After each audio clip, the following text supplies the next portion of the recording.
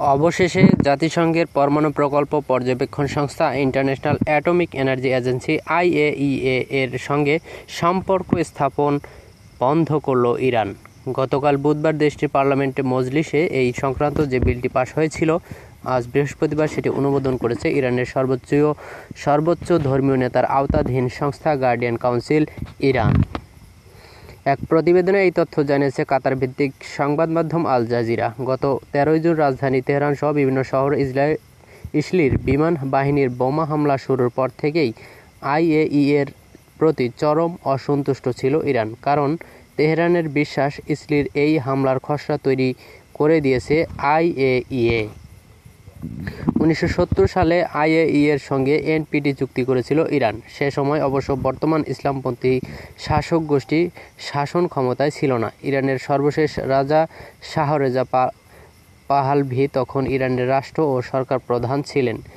IAEA-এর সঙ্গে NPT চুক্তি স্বাক্ষরের মাধ্যমে ইরান প্রতিশ্রুতি দিয়েছিল যে দেশটি কখনো পরমাণু অস্ত্র তৈরি বিষয়ক প্রকল্প গ্রহণ করবে না এবং IAEA-কে সহযোগিতা করবে।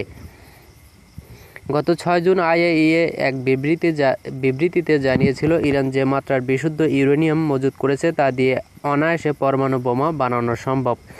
IAEA-এর বিবৃতি দেওয়ার এক সপ্তাহের মাথায় 13 জুন দিবাগত রাতে ইরানের বিমান অভিযান দ্য রাইজিং লায়ন শুরু করে ইসরায়েল।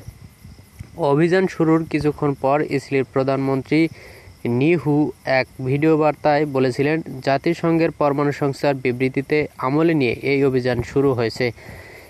ইসরায়েলের বিমান বাহিনীর হামলা শুরুর পর গত 16 জুন ইরানের পররাষ্ট্র মন্ত্রণালয়ের মুখপাত্র ইসমাইল বাঘাই এক ব্রিফিংয়ে বলেছিলেন, ইরানে ইসরায়েলের হামলার ক্ষেত্র প্রস্তুত করে দিয়েছে IAEA।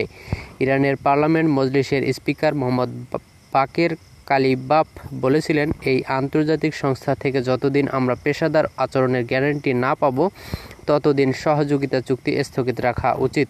তারপর বুধবার মজলিসে IAEA-এর সঙ্গে সহযোগিতা স্থগিত সংক্রান্ত একটি বিল পাস হয়েছিল। বৃহস্পতিবার তার অনুমোদন দিল গার্ডিয়ান কাউন্সিল ইরান। সূত্র আল জাজিরা।